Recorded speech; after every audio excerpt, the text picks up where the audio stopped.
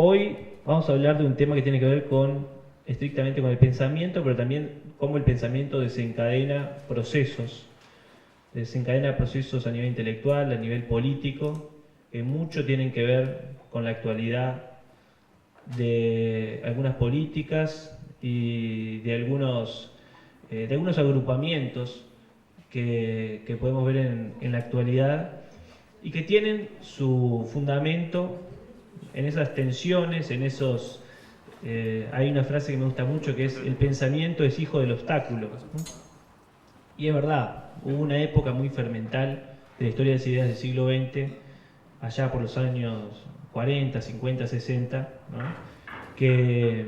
llega hasta el día de hoy, ¿no? Entonces a veces hay que volver a rescatar algunas fuentes para poder repensar hacia adelante. Así que, sin más, voy a darle la palabra a Luis Viñolo para que haga una introducción a este taller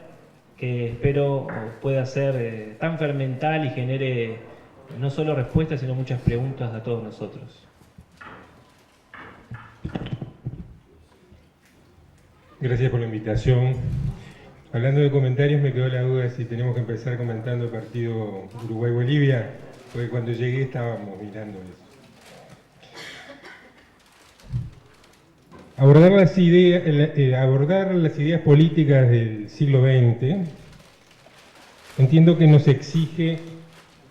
pensar la historia de las ideas desde nosotros mismos,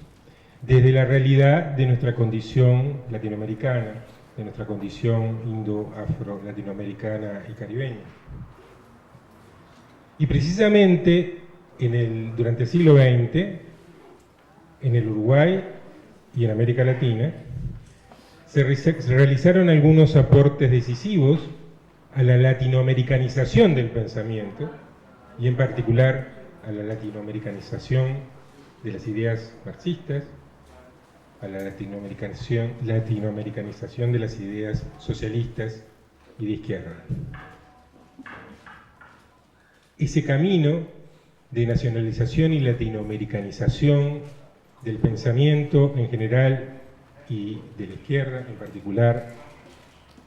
es parte de la descolonización del pensamiento y de la cultura,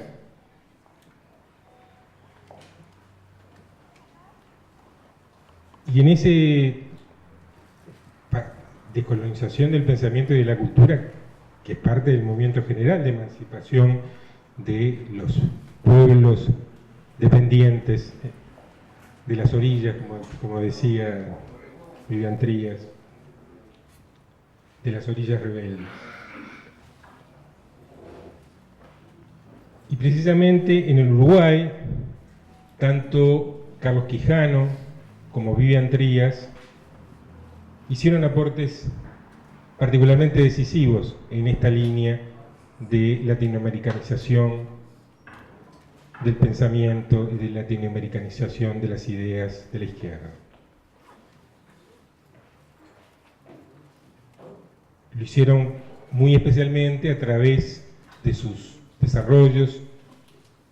acerca de la izquierda nacional, del socialismo nacional, del antiimperialismo y de la patria grande latinoamericana. Ideas que hicieron un camino muy importante y hoy no siempre son ni recordadas ni aceptadas, aún en los ámbitos de la izquierda.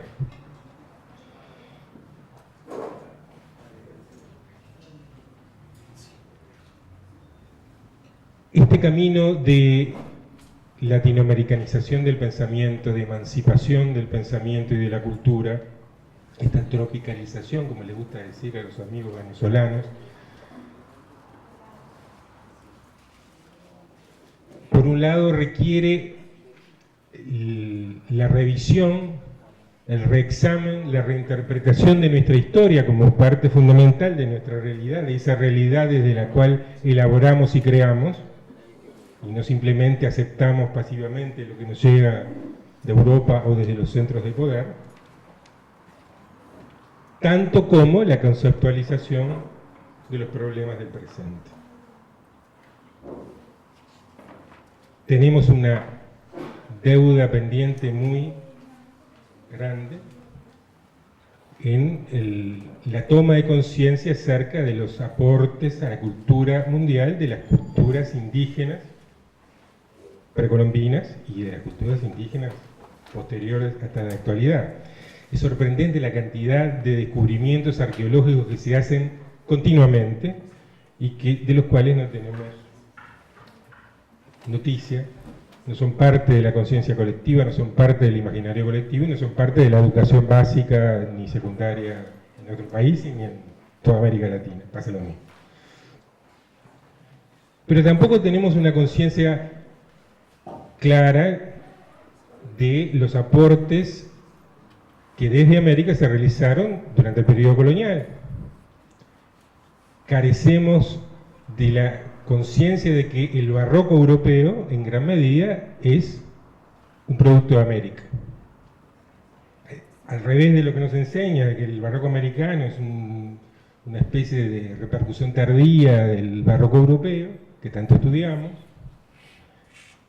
en realidad, desde el comienzo mismo de esa historia tan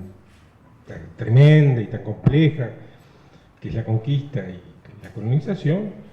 ya desde las primeras crónicas aparecen los rasgos de ese barroco americano,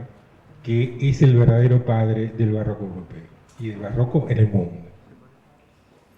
Y por ejemplo, Enrique Dussel, el filósofo argentino-mexicano, suele recordar con toda razón que Descartes, el padre de la filosofía moderna, estudió lógica en la lógica mexicana de Antonio Rubio, un hispano-mexicano formado en la Universidad Mexicana y cuyas obras eran leídas en las universidades europeas, no solo por Descartes, y del cual nosotros no tenemos noticias ni del nombre, ni mucho menos hemos leído el libro. No quiero abundar demasiado en esto, pero es importante señalar que esta latinoamericanización del pensamiento a la que estoy haciendo referencia, particularmente en el siglo XX, tiene raíces muy profundas y muy lejanas. Recientemente, con motivo de las conmemoraciones de los bicentenarios artiguistas de este año, por ejemplo en la Fundación hicimos algunas actividades donde se recordó algunas fuentes del pensamiento americano del movimiento emancipatorio, como por ejemplo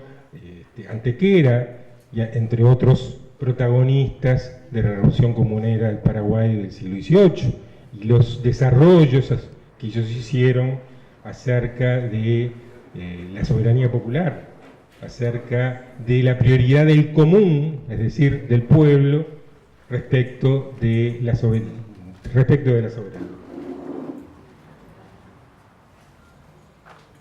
Y por supuesto, a través del siglo XIX, Simón Rodríguez, inventamos Ramos, Bilbao, en los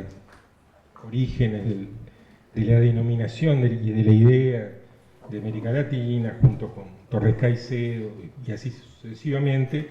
pero es en el siglo XX, bajo el impacto de las ideas elaboradas especialmente en la última mitad del siglo XX en Europa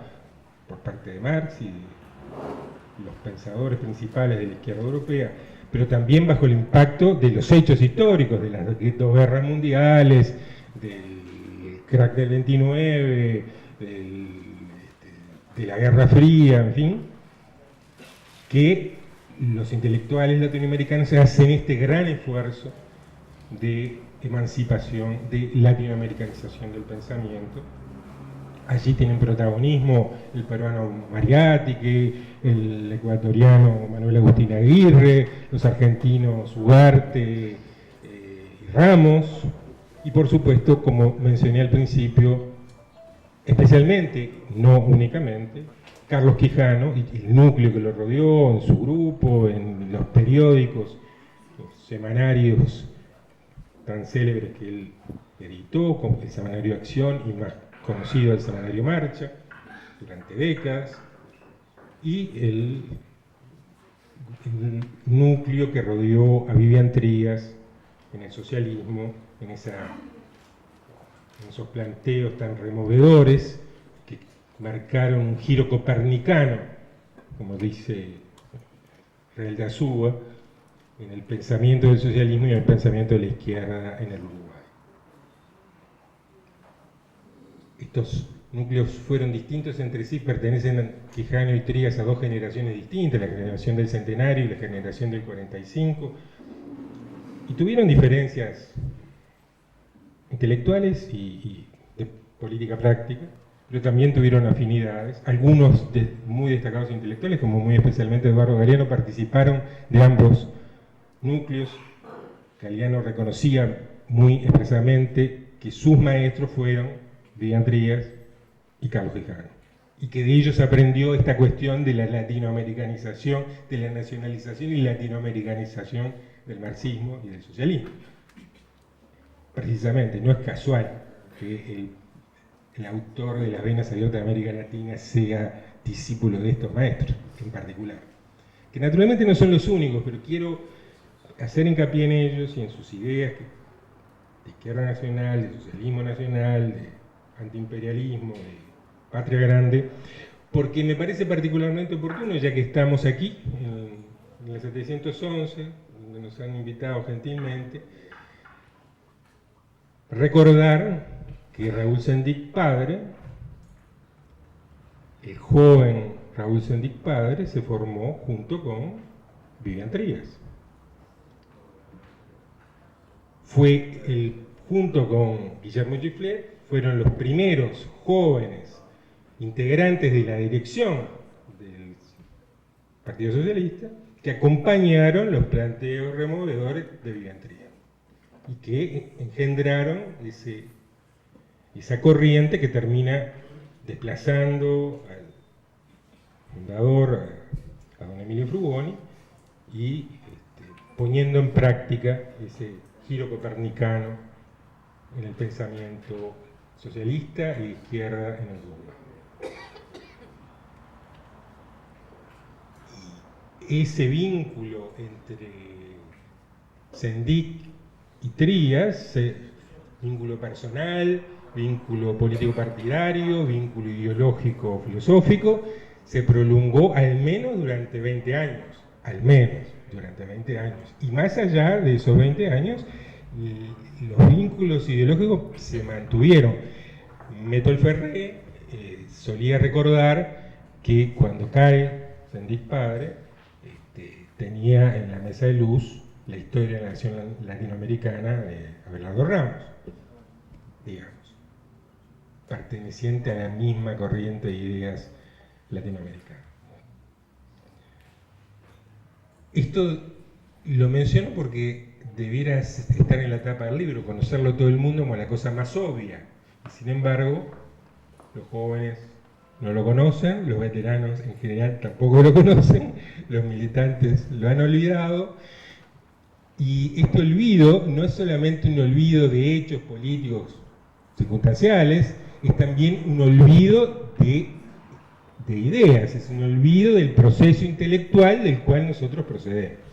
y que debemos recuperar. Y bueno, no los aburro más, creo que